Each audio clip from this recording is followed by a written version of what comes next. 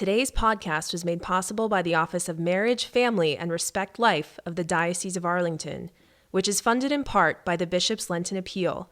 We thank all who support this critical appeal and the ministries it funds.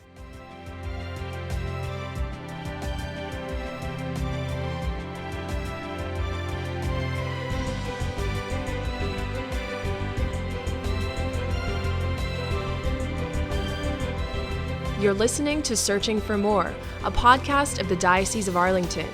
On this episode, Marcus and Dianne share their beautiful love story, from Marcus's powerful conversion from a life of promiscuity to how the couple shared their first kiss at the altar on their wedding day. Hear how Pope Paul VI's encyclical on married love, Humanae Vitae, plays a vital role in their daily lives. Today's host is Billy Atwell, Chief Communications Officer for the Diocese. Marcus and Dianne, thank you for joining me on the podcast. Yeah, nice to meet you. Thank you for having us. No, this is a pleasure. So before we get into the main topics, talk a little bit about yourselves. How did you all meet, and were you raised Catholic, or is that something that you found later in life? Yeah, you want to start? Sure. I was a cradle Catholic, and I grew up in a home with three other siblings, and my parents did a really good job instilling the faith in us, and I would say, they were pretty devout Catholics. But as far as our individual faith life went, I felt it's a little bit more of an interior growth growing up. My parents weren't exactly comfortable, being vulnerable with us.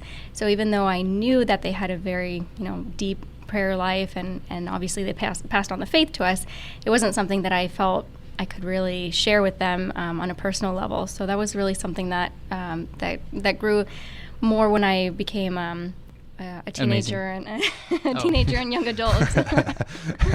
What about yourself? I was born or baptized Catholic when I was a baby, but we went to church for an hour on Sunday, and outside of church, we didn't really have much of a faith. I luckily had parents who loved me very much, but it was just not a thing that, we really discussed or really practiced, again, outside of Sundays. So I didn't really know much about the faith growing up. It wasn't a thing that was really on my radar. I was about, sports, games, and girls and those kinds of things. And so it wasn't until college, when I met Dianne, that I actually began to understand more about the faith and began practicing it. Where did y'all go to school? UTSA, University of Texas at San Antonio, Roadrunners. Very good. Now, you all, how long have you been married? 8 years. And you have children? We have 4. Yep, 4. 2 boys and 2 girls. What are the ages? 7, 6, 3, and 2 as of yesterday. See, when you get into the 3s and 4s, that's when you start trying to remember the ages. Yeah. Because they're always shifting out of one and into another. Yes. Well, it's easy for us because they're basically like a year apart. So if you get one right, you can get the other You just got to start off strong, and then it just follows down the line. So you all have a website and a ministry dedicated to helping young people thoroughly live out the Catholic faith. Talk a little bit about what that ministry is and why you got started in it. Well, it's hard to describe without sharing some of our story, which I know we'll go into, but we'll just sort of take that for granted right now.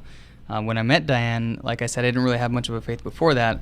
But when I met her, I was introduced to the theology of the body. Right. And when I got a hold of the theology of the body, it really rocked my world. I had never heard anything like that before, not just from the Catholic Church, but anywhere. It was something that I always knew that I needed and I was searching for, but I didn't really know that, I was really looking for something until I found it.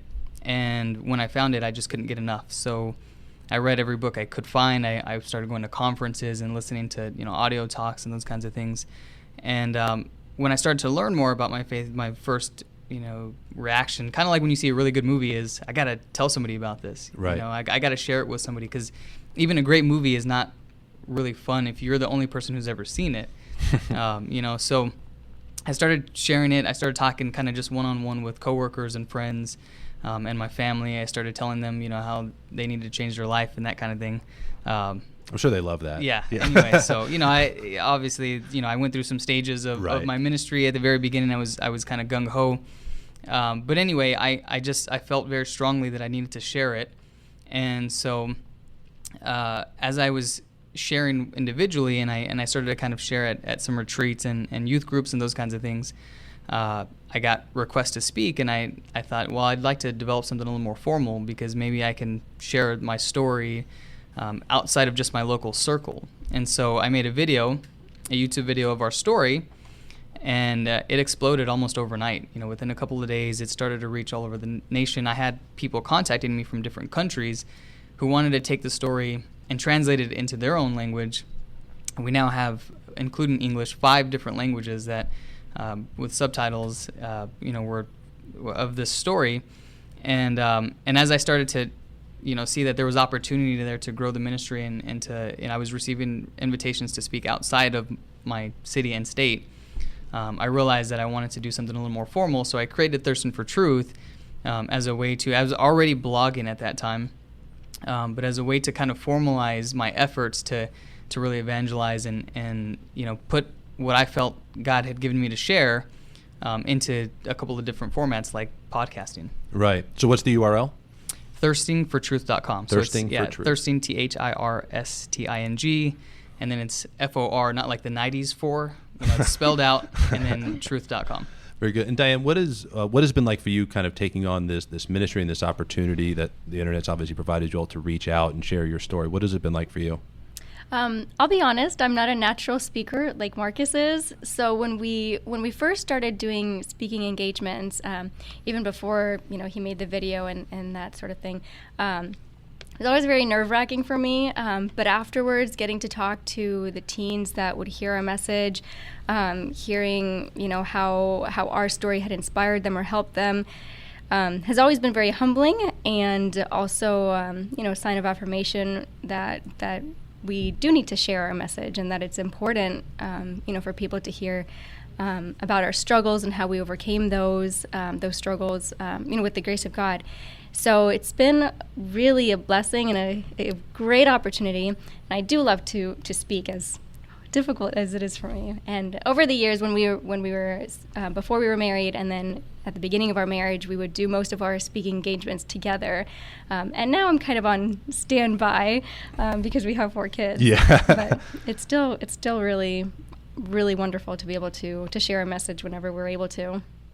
Now, you have a video on YouTube called Worth the Wait that's got a lot of views on it. It's obviously been well trafficked, and people are very interested in the story. Talk a little bit about the story that's shared there. I mean, both of your kind of roles in that story, and then I'll ask a few kind of follow-up questions from there.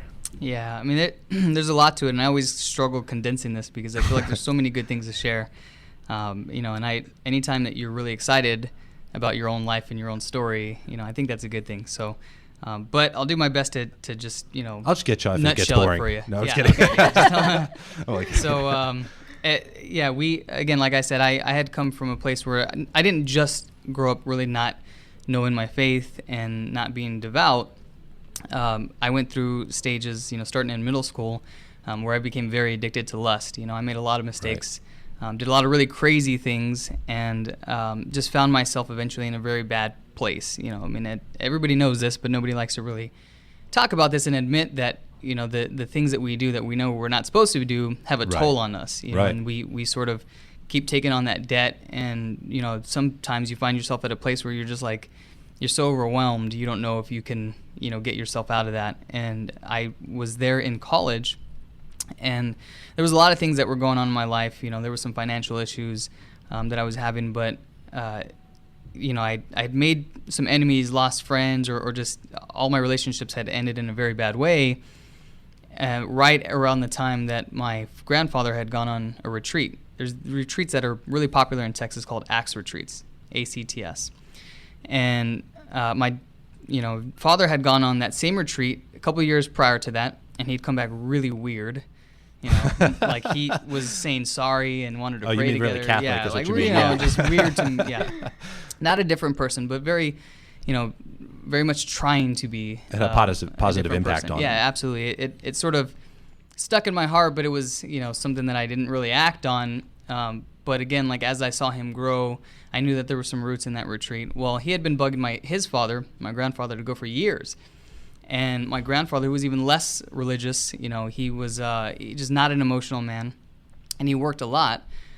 he retired, and he was like, I don't have anything else to do. I'm super bored. So my dad kept bugging him, and he's finally like, all right, I'll go on this retreat. And he goes and comes back, and he's even weirder. He's on fire. Like, he's romantic with his wife, for the first time in front of others, my grandmother. And then he tells his son, my dad, that he loves him for the first time. And so about 4 weeks after this retreat, he has a heart attack in his sleep, and he dies. Wow. And so, I remember being at the hospital, and, it is a very somber kind of environment, right? Everybody's sad. I know my dad is in a lot of pain. I saw him cry for the first time ever in my life. I was 18 years old or 19 years old, something like that. And so all of this stuff is going on. I'm in a really dark place. This is, this stuff happens in my family where I'm just dealing with emotions and thinking, where am I going? What does my life really mean here? And I saw the change that my dad was making. I saw what happened to my grandfather, and I thought, I knew that I needed something. I knew that I couldn't get myself out of the hole that I was, in because of my own actions. And I tried a lot of things. I tried in my, privacy. I tried a lot of things to change who I was that just didn't work. So I decided to sign up for a retreat in hopes that I could find maybe whatever it was that my grandfather and my dad had found. And I found Dianne, actually. How was that? Were you working at the retreat, or? I was. Sort of, yeah. Yeah. I mean, obviously, I had an encounter with God, for the first time. I really felt like God was real at this retreat. But that's really where our story starts, is that, I went on this retreat looking for something different. Most of the time I was looking for, again, a pretty girl. Right. And this time I was looking for a change in my life. And I saw Dianne, and I just saw in her a lot of things that I was missing, this innocence and serenity and peace, when, again, I was in the midst of chaos and just, turmoil. Right. And I didn't really like who I was. And I, saw her and that faith that she had, it spoke to me. And so actually at the retreat, she was like jumping and yelling and singing and stuff. But there was a lot of people there. Anyway, so yeah, I noticed just those things about her, I think because of where I was coming from. When we prayed, I mentioned this in the video that I never felt like I got much out of prayer. I would pray and I didn't know what was happening. If I was like fishing, you don't know, you can't see in the water. You don't know if fish are close or far, like you're miles away from any fish. Right. And I always felt like that when I prayed, but when I saw her pray, I really felt like she had like, that red phone that was like a direct line right to God. And so I thought, okay, she's got something that I'm missing, and I really wanted it. So I got the courage to pursue her, and that's where the story starts. So Dianne, let me ask, at that time, did you feel what he thought he was seeing in terms of your prayer life and all those kinds of things? Know what was going on? Prayer life. Yeah. Oh, sorry. I thought you meant like the mutual attraction. No, but I'm glad that you went there. But no, in terms of your own faith life, were you at a place where you felt very close to God and in a good spot? Yeah, I was. So I went on my first Acts retreat right when I graduated from high school. And that was really what sparked the desire to pursue my faith in a deeper, more meaningful way. Mm-hmm. So after I attended that retreat, I was just, on fire, and I just felt like I wanted to learn everything and just, devote myself entirely to God. And it was shortly after that I started receiving, that I started discerning a possible vocation to the religious life.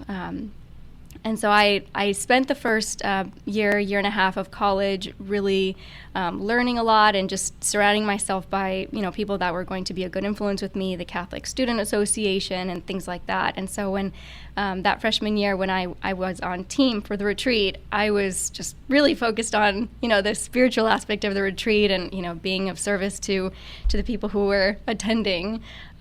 So yeah, I do remember, sort of meeting Marcus, but my mind was just focused on other things. Well, God was like forming the path, and you weren't ready to walk it yet. But. Yeah. So what was the next step in your all's testimony?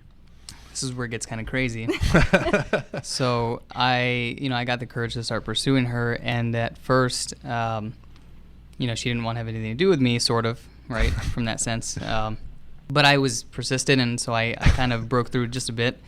And then she kind of slapped me with a couple of things that she said that I had to do if there was going to be any kind of relationship. And so those 3 things were that I had to ask her dad's permission, and I was like, that's easy. No big deal. You're a very confident young man, aren't you? Yeah. So, and then the second thing was she handed me a really huge book. It was like, I was in college at the time. I didn't really read for my college. I'm not saying that like a good thing. I'm not proud of it. I didn't really read for my college courses. And she hands me this big book, and I'm like, this is weird. Like, I've never been in a relationship where I'm getting like demands before we've even had our first date. Especially a really big book, like reading. Yeah. That's a weird one. So, but she says you have to read this book because there's some things about me that I want you to know that you're not going to understand unless you read the book first. So I took it. I read the book because she told me that she wouldn't tell me the third thing until I finished the book. What was the book? It was called Arms of Love by an author named Carmen Marcoux. Okay. So it was a novel about a guy and a girl, guy who's an atheist, and he's kind of a womanizer, and a girl who's really sweet and pure. And the guy obviously has an attraction to her and starts to pursue her, and then the conversion that he has over the course of the book for this girl, or in pursuance of this girl, or lady or woman or whatever. She likes me to not say girl. Anyway, so it's a very powerful witness, and so what was your reaction when she gives you these mandates? You don't even know what number 3 is yet, so you gotta ask your dad and read the book. What impression did that have on you? Well, so before I answer that, let me tell you what the third thing is, because it doesn't really, there's no justice until you know what the third really crazy thing that she asked of me was. After she gave me the book and I read it, and I came back and told her I finished it, she said, well, the third thing is that, and she started off telling me a little bit about her past.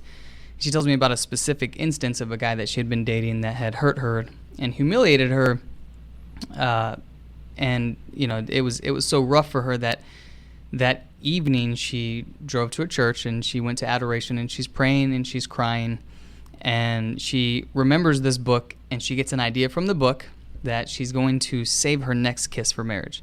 So she says to me that I already made a promise to God and to Mary that the next man that I kiss will be on the altar on my wedding day, and she's like, if you want to be with me, well, you have to take on that promise too. And so that was the real shocker, asking your dad and reading a book like that was like, I don't know, take me to the movies and buy me popcorn and a bunch of candy, kind of thing. Like it's going to cost me some money, but that's not that big a deal. That third thing she asked me was really challenging, and so I did what any person would do, is I panicked and I tried to argue that as being a really bad idea. I thought just immediately I was like, wait, hold on. This is when the sirens are going off in the background, right? Now let me ask Dianne, where did you or how long before you met Marcus did you have that experience, that really challenging experience in a previous relationship? Gosh, it feels like so long ago. I want to say maybe between 1 and 2 years, something like that. So over that time, did you kind of come up with this list and decide, okay, this is what I'm going to, require, or how did that come about? Yeah, I did. It was kind of a transformation, if you will. So, I mentioned how my freshman year of college, I felt really focused on my prayer life. And I attended another retreat. I was all about retreats at the time. And on this retreat, I met another guy who I just hit it off with right away. We got along. And when the retreat ended, he wanted to start seeing me. And, in my mind, I just equated, a Catholic guy on a Catholic retreat being totally checks out everything. Right, yeah. And so I was pretty wrong about that. And the relationship moved pretty quickly. And I made the mistake of not expressing any, what I expected out of the relationship, any kind of boundaries or anything like that. I just assumed that he would, respect me and treat me well, because those were my standards, and I didn't know that I didn't, realize that I had to communicate that at the time. And so, so the day came when, he made it pretty clear that he wanted to take advantage of me, and I was just pretty devastated. I was shocked, I was surprised, and, luckily I left, where we were, and I was living at home at the time, so, like Marcus mentioned, I went to the chapel because I was a little bit I was not ready to fix my parents yet. And it was there when I was praying before our Lord in the Blessed Sacrament that I, in that moment, I really just felt ashamed and embarrassed, I guess. Not so much because of what I had done, but because of the situation that I had gotten myself into. And I felt so far from the person that I was trying to be, just a few weeks prior to that. And so in my mind, I'm thinking, like, God must be so ashamed of me, like, disappointed in me, like, what's wrong with you? Like, you know better. And so I felt like I needed to almost punish myself or do something to prove to God that, that I really was serious, that I really wanted to, to glorify him through my, thoughts and actions. And that's when I had remembered about the book that I had read, Arms of Love. And I guess it was an inspiration of the Holy Spirit, but the book, even though it was a novel, I was really inspired by the main character, and I wanted to be like her. Yeah. And in the book, she was saving her first kiss for marriage, and even though I had already had my first kiss, I don't know, I just felt very moved by that conviction, and I had always really struggled with the courage to speak up in relationships. Yeah. And so I felt like, okay, maybe if I just do that, just eliminate kissing altogether, it'll make it a lot easier the next time I'm in a relationship. And I felt like this will prove to God I'm doing something big. I'm giving up kissing out, to show God that I'm serious. I really want to do something. And over the next year or so, that the intention of my promise completely changed. It originally was more of something negative, a punishment, something I felt like I had to take away from myself to make amends. And over the course of the year, it slowly became apparent to me that saving my next kiss was not something that I was giving up, but rather something that I was saving as a gift. And I started to learn about the theology of the body and how good not just my kiss was, but my whole body, and that it was really something beautiful, and that kissing is all about the intention. If it's meant to communicate that you love someone, that you care about them, it can be holy, it can be innocent, and I obviously hadn't had that experience. In my experience, kissing was something very far from holy and very far from innocent, and so the intention completely changed. And that's when my promise became more of something liberating rather than something, holding me down. Wonderful. Are you feeling emotional? No. It's okay. So, all right. So I always feel like I wish I could feel things like she does. So, all right. So she drops that bombshell on you. Like, what's your reaction, and what comes next after that? Well, after some kind of one-sided debate, I tried to argue my case, but Dianne was actually really prepared. She had already, obviously, she'd thought about it. She knew what she wanted to say. She knew she was going to hit me with that. I had no idea what was coming. So anyway, after that, the funny thing is, and this is probably a good lesson to really, to young girls, can I say girls in that case, right? To young girls or ladies who are being courted, is she actually tricked me, right? She let me like her a lot first. We became friends. She sort of kept me at a distance, and I saw a lot of her, that I had mentioned earlier, her faith and her personality, and we talked and shared stories and those kinds of things. And so I got to really liking her. And then when she asked that of me, it was kind of a dilemma for me, because I thought, well, I don't want to do that. I don't think I can do that. But I sort of weighed my options, and I thought, having a relationship with her and not kissing sounds pretty terrible. But not having a relationship with her at all sounds actually worse. I know her, I like her a lot. There's something about her, and I just couldn't say no to her. I didn't want to say yes, but I couldn't say no. And so, anyways, if you do it right, girls, you can set up a guy like that, right? Let him see who you are really. But in all seriousness, don't be afraid to challenge them, because that's when you can tell whether a guy's really, really interested in you and what his intentions are. Like if a guy his heart is sort of torn, you put him in that position, that's actually a really good thing, because it makes the guy, feel like they have to do something courageous. And for her, I couldn't see myself telling her no. And so I thought, even though I don't know how this is going to work or if it's going to fail in a couple of hours or a couple of days, I said yes, sort of reluctantly. And it was really a turning point in my life, because beforehand I said I was sort of addicted to my lusts, and my desires controlled my decisions, even though sometimes I didn't want to do things that I did. She kept me at a distance, but we got to know each other. We had, sort of developed a relationship. And then I was introduced to the theology of the body through the book she gave me. And so all of these things working together started to kind of work on my heart, my mind. As I'm reading and I'm not like constantly in sin, I'm starting to understand a little bit more about, my desires and wants and my past is coming up, and, I'm going through guilt and all of this weird stuff. But I'm working through it. I started to, we prayed together. I went to adoration a lot. And as I started to learn more about the theology of the body and my understanding grew, then I was able to implement a lot of that stuff in our relationship. And we had this really amazing relationship, And so I wondered, how it was going to work, us not kissing, and how do you show affection when you don't kiss somebody? And the weirdest thing happened to me. I became this crazy, stupid romantic. Because like normally I was used to in relationships, you like somebody, you feel like that like or desire or love or something, and then you move very quickly to physical expressions of that desire or that affection.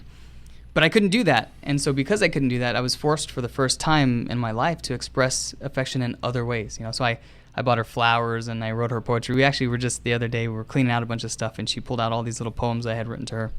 And I sang to her, and I washed her car randomly and stuff like that. And, so I had 4 younger sisters, and, I started to like who I was becoming, the example I was setting for them. I loved our relationship. I felt like I could really show affection for her. Like I wasn't, like a soda bottle just being shaken up and had with nowhere. I was actually able to, like, that affection was exploding, but it was coming out in all these beautiful ways.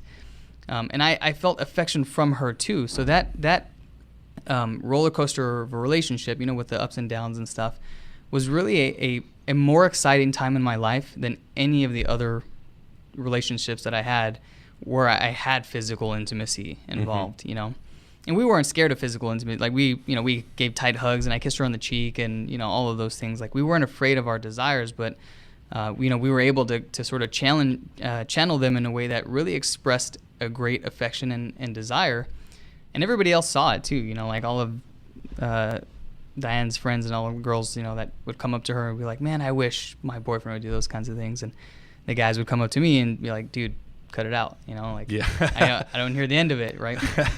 So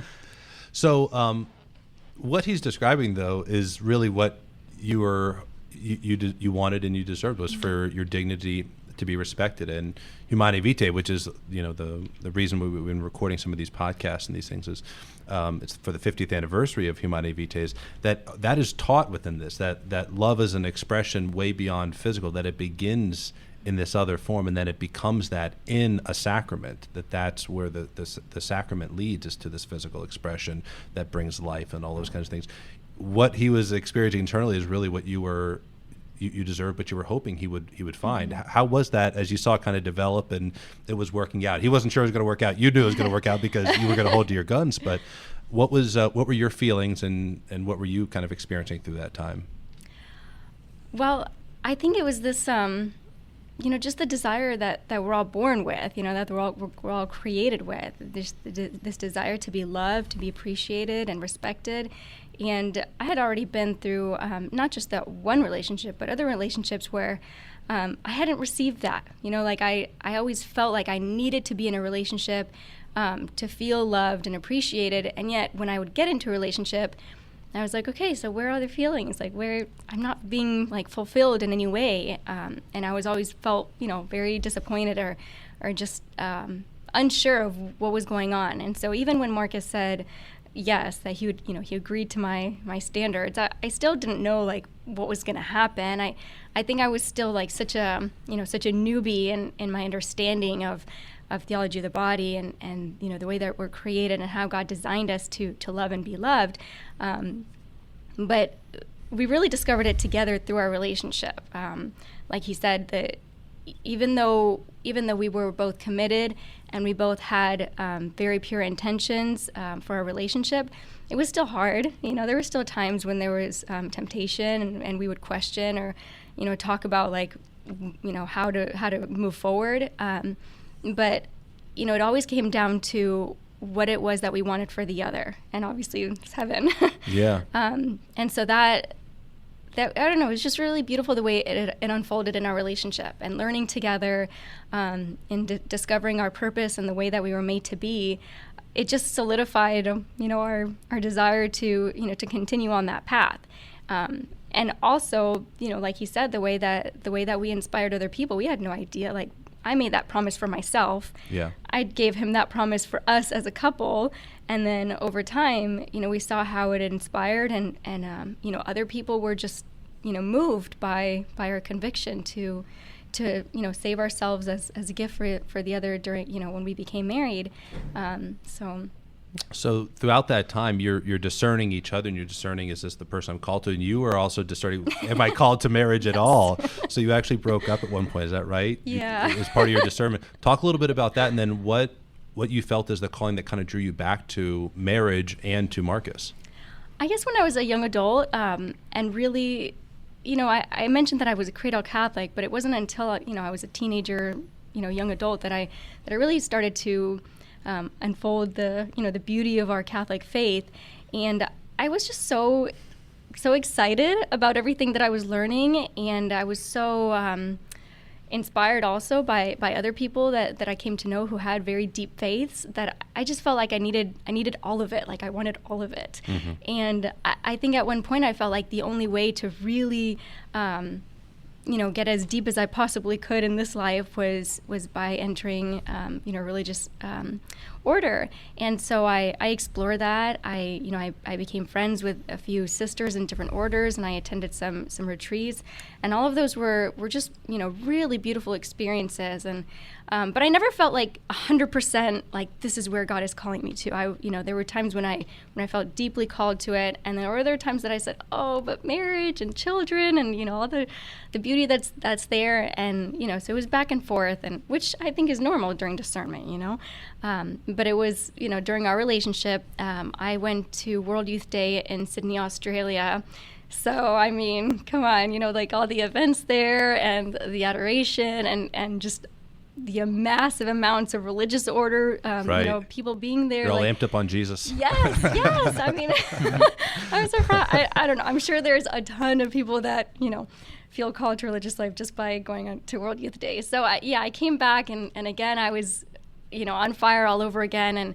And I started, reconsidering, thinking like maybe this is where God is calling me, and so I asked him if we could kind of take a break so I could really focus and pray about it, discern, and even when we decided to continue our relationship, there was still like moments of doubt, not being completely sure, but I do remember it was when we were meeting with a very close friend, a priest, who eventually witnessed our marriage. And I remember talking to him and telling him like my struggles and like, I don't know, like I love Marcus, I really do. But then sometimes like I still just feel the struggle. And, he told me like, you have to choose at one point, and trust that God is calling you to the right vocation, and that he's going to stop you if that's not the right one. But I remember him also suggesting like to implement, some of the things that I felt really drawn to about religious communities, to try to implement those, in our relationship. And he was right. Some of the things that I love most about religious communities was, the prayer life, and the community life. And obviously That's true. She's like the Mother Superior at home.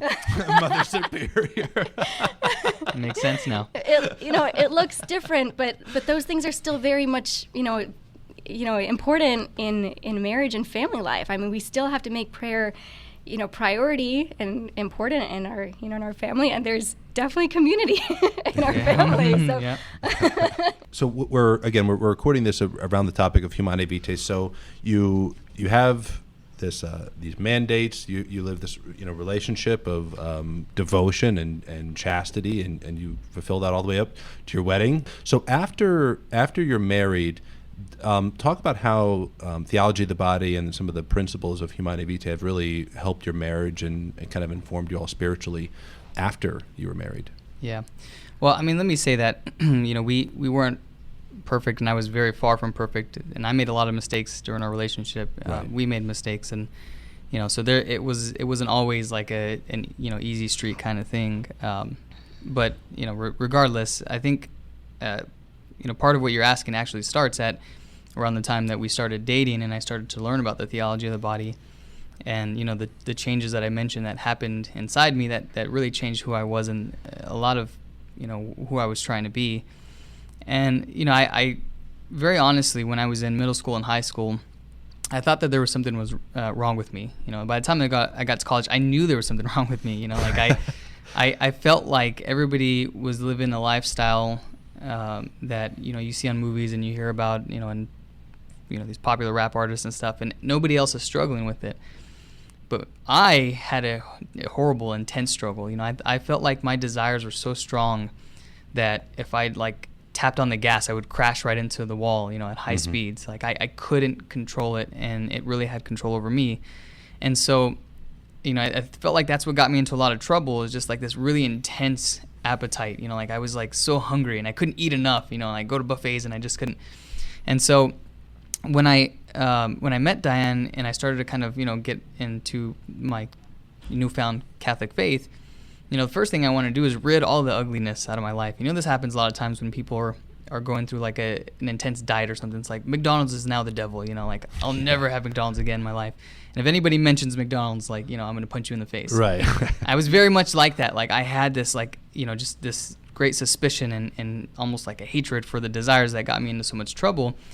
And it was learning more about the theology of the body that started to help me to realize that those desires were good, and not only just good, so good that they were meant to point us, to this great symbolism of, the truth of God, who is a family, that the love of God, and that desire to be physically intimate with another, that, desire for touch and intimacy and affection is like a pulling, it's like, for me, it was like a gravity, can't avoid it. It's a pulling towards, that call to be fruitful and multiply, to love greatly and to experience love and to allow that exchange of love to produce new life, Right. And so when I realized that, that this theology of the body taught that, the relationship of the Trinity, Father, Son, and Holy Spirit is this familial love, this exchange of, it's the eternal exchange of love that's so powerful, that three persons but one family, one God. I started to realize that this desire I had for Dianne and for union was a desire to be a part of that family, that same type of exchange of love. And you can see now that with 4 kids, obviously, we have a very strong pull towards that, and God has somehow found it fit to make more of us. But I realized that, it wasn't there was something wrong with me. It was just I was pointed in the wrong direction, just like with a powerful Ferrari. It's awesome as long as you're up on the open road and hitting 200 miles an hour. But if you're going towards a brick wall, obviously the results are going to be disastrous. And so, that was key for me, not seeing my desires as something that needed to be spanked or cut or killed kind of thing, but really channeled in a beautiful way, moved from our relationship and into our marriage, and when we first got married, we were like, well, shoot, we haven't kissed for 3.5 years, we're not gonna wait to have a baby, whatever God does, it's up to, we weren't trying to have a baby, we just said we're gonna be open, whatever, and then immediately, God was like, well, you got it, and we did that for the second baby, and He gave us one right away, and then we're like, okay, we'll take at least a year and a half, and obviously, He just keeps giving us sweet kids, but the point is that that's been a big part of our relationship, is that those desires, not trying to stifle them, trying to channel them, even when you feel like it may not be a good time to have a baby right now. That doesn't mean that our desires get stifled, right? This means that I have to find new ways to express that affection for her. I have to.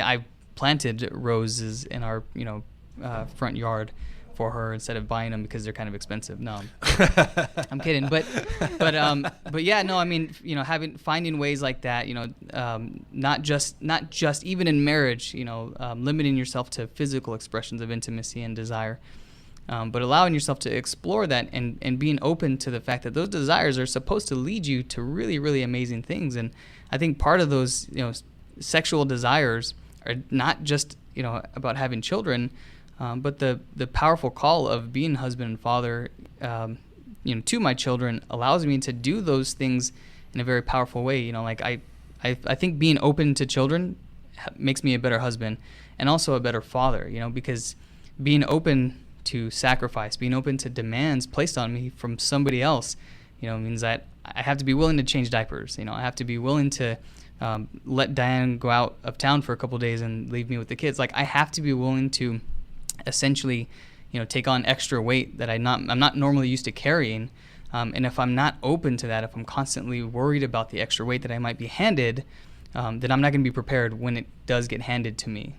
So yeah, and the sacrifices that you all made in your dating relationship just translate into different sacrifices you have to make when you're married. It's not like self-sacrifice ends at the altar in marriage. It kind of begins then, right? I mean, there's a lot of sacrifice that's involved. Did you kind of see, Dianne, some of that translate, that the focus you all were able to have in the working as a team toward a common goal, that really benefited you all after you were married?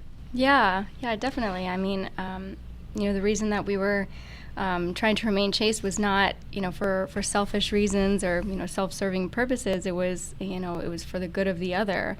And so that, that continues, into marriage too, even when even before the baby comes, even just during pregnancy, that's very much a sacrifice. And, Marcus does such a great job of helping me and taking care of me through that. And then, when the babies are born, it's, motherhood is an eternal sacrifice. And it's, it's amazing because we have learned so much about God through parenthood. We've learned so not just, about sacrifice, but about, mercy and, unconditional love.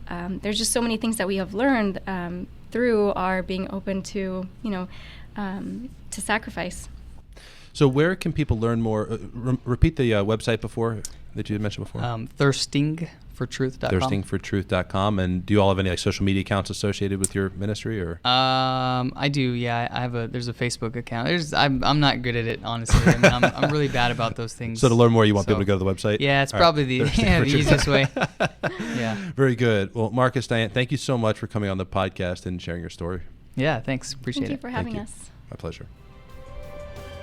Thank you for listening to Searching for More. If you enjoyed this podcast, please write a review on iTunes, Google Play, or Stitcher. Also, make sure you follow the Diocese and the Arlington Catholic Herald on Facebook, Twitter, and Instagram. And subscribe to our YouTube channels for regular videos that will inspire, educate, and inform you about the Catholic faith in our diocesan community.